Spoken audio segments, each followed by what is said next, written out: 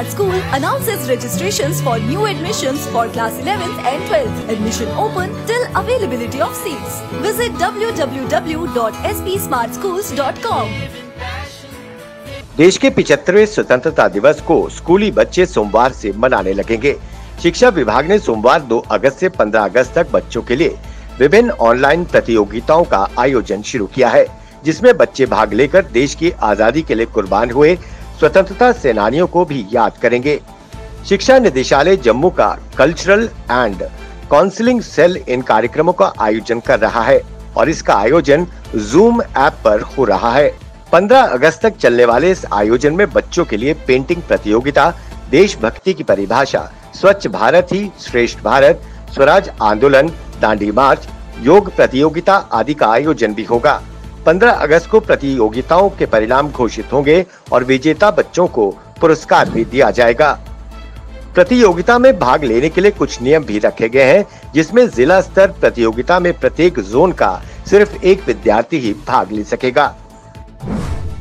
Sports stadium Batpora Shopian में बढ़ती आत्महत्याओं और नशीली दवाओं, ड्रग्स से छुटकारा पाने के उद्देश्य से स्वयंसेवी महिलाओं द्वारा रेंज स्तरीय क्रिकेट टूर्नामेंट का समापन कार्यक्रम आयोजित किया गया। इस टूर्नामेंट का मुख्य उद्देश्य अधिक से अधिक युवाओं को शामिल करना था। इसमें 32 टीमों ने भाग लिया। बड़ी संख्या में मकामी लोग, खिलाड़ी और युवा उपस्थित थे।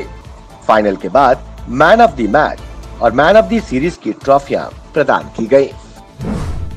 कोरोना संक्रमण के कम होते ही माता वैष्णो देवी के श्रद्धालुओं का उत्साह लौट आया है। श्रद्धालुओं के उत्साह से कटरा के व्यवसायियों के चेहरे भी खिले हुए हैं।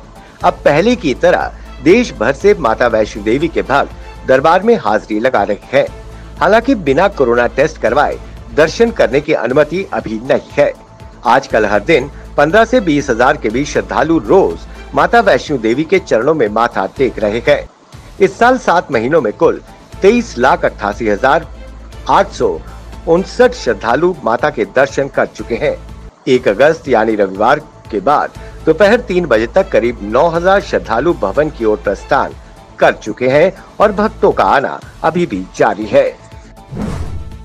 जम्मू कश्मीर में पिछले कई महीनों से संदिग्ध ड्रोन गतिविधियां देखी जा रही है, जिसमें सबसे पहले जम्मू के एयरफोर्स स्टेशन पर ड्रोन देखे जाने के बाद से लगातार ड्रोन गतिविधियां अभी तक जारी है। वहीं जिला सांबा के कई अलग अलग इलाकों में और अंतर्राष्ट्रीय सीमा के इलाकों में पिछले 2 दिनों से लगातार ड्रोन गतिविधियां देखी गयी, जिसके बाद सुरक्षा बलों द्वारा लगातार व्यापक स्तर पर सर्च ऑपरेशन चलाया जा रहा है और ये पता लगाया जा रहा है कि पाकिस्तानी ड्रोन कहीं ड्रॉपिंग तो नहीं करवा रहा।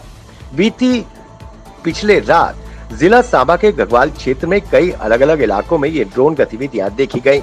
सुरक्षा बलों ने कई अलग अलग इलाकों में सर्च ऑपरेशन चलाया, लेकिन सनसनी उस समय फैल गई जब सांबा जिले के जटवाल क्षेत्र में 2 संदिग्धों को देखे जाने की खबर सामने आई, जिसमें ये पता चला कि वहां के स्थानीय लोगों ने 2 संदिग्धों को देखा, जिसके बाद उन्होंने सुरक्षा बलों को संपर्क किया और इसके बाद सुरक्षा बलों ने बड़े पैमाने पर पूरे जटवाल इलाके में सर्च ऑपरेशन चलाया हुआ है।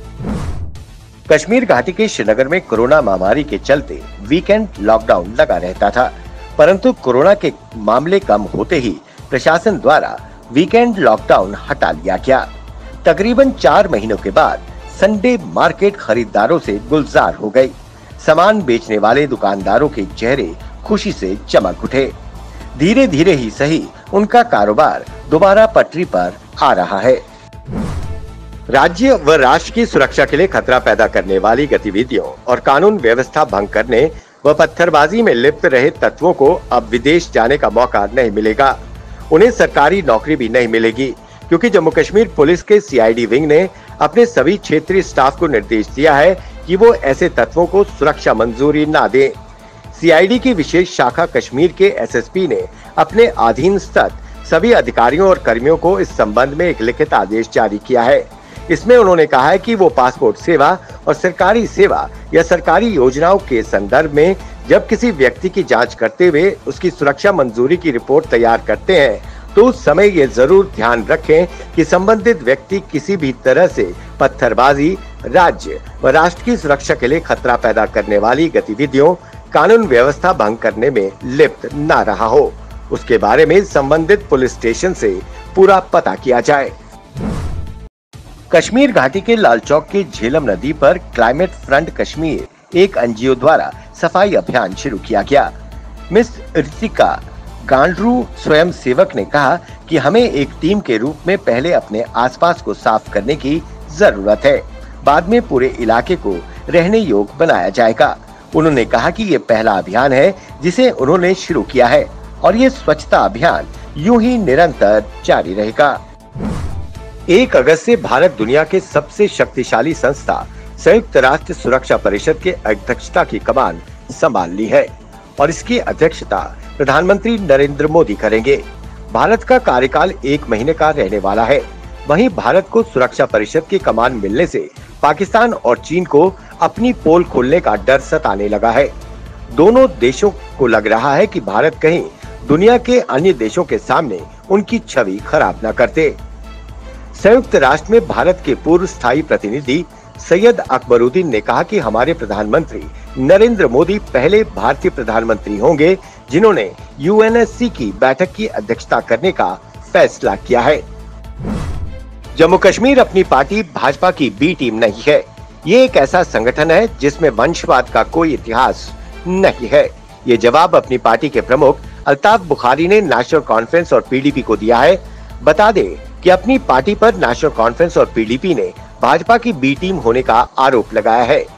अल्ताफ बुखारी ने कहा कि जब बी टीम जैसे शब्द गढ़ गए तो मैं बस हंसा था। नेशनल कॉन्फ्रेंस ने 1999 में भाजपा के साथ सत्ता का आनंद लिया। पीडीपी ने 2014 के विधानसभा चुनाव के बाद भाजपा के साथ गठबंधन किया था। ऐसे लोग अपनी पार्टी को भाजपा की बी टीम कहते हैं। बुखारी ने कहा कि नेंका के साथ साथ पीडीपी पर भी उन्होंने कटाक्ष किया और कहा ऐसा लगता है कि ये पार्टियां दिल्ली में लोगों से मिलने के लिए अपने परिवार के सदस्यों के अलावा किसी को पसंद नहीं करती हैं। कुछ दिन पहले भारी बारिश से काफी तबाही मचाई थी, जिसमें किश्तवाड़ में बादल फटने के बाद दर्जनों लोग लापता हो गए और उसके साथ साथ कुछ दिन पहले जिला रामबन के मिहाड़ इलाके में हुई कार हादसे में एक ही परिवार के 4 लोग दरिया चिनाब में समाकर लापता हो गए, जिसमें से एक का शव दरिया चिनाब से बरामद कर लिया गया है। ये शव एसआई राकेश कुमार की धर्मपत्नी स्वर्गीय आशी देवी का था। उसी के चलते दरिया चिनाब के निकट बस्ता गांव चंकाब बी में शवों की खोज के लिए पुलिस टीम भी उतरी, जिसमें सरपंच बी ब्लॉक चेयरमैन भी मौजूद थे। वहीं थाना प्रभारी अश्विनी शर्मा अपनी पूरी टीम के साथ दरिया चिनाब में शवों की खोज की तलाशी अभियान में जुट गए हैं। कुपवाड़ा जिले के थायान के वार्ड नंबर 1 के घर में आग लग गई और खतरनाक रूप से भड़कने लगी। इसको कालारूस सीओबी में संतरी ने देखा और बचाव दल को तुरंत सूचित किया गया। वहीं भारतीय सेना द्वारा मकामी लोगों को सतर्क कर कार्रवाई शुरू कर दी गई। इस घर तक सड़क न होने से फायर ब्रिगेड की गाड़ी भी वहां तक न पहुंच पाई, इसलिए भारतीय सेना और ग्रामीणों ने मानव श्रृंखला बनाकर आग पर काबू पाया। कोई जान का नुकसान तो नहीं हुआ, परंतु घर की ऊपरी मंजिल जल गई। वहीं भारतीय सेना ने आग लगने से प्रभावित परिवार को राशन और कुछ जरूरी सामान मुहैया करवाया। भारत की स्टार बैडमिंटन खिलाड़ी पीवी सिंधु ने टोक्यो ओलंपिक्स में कांस्य पदक अपने नाम कर लिया। सिंधु ने चीनी खिलाड़ी बिंग जियाओ को सीधे सेटों पर हराकर इतिहास भी रच दिया है। वो 2 ओलंपिक पदक जीतने वाली पहली भारतीय खिलाड़ी भी बन गई हैं।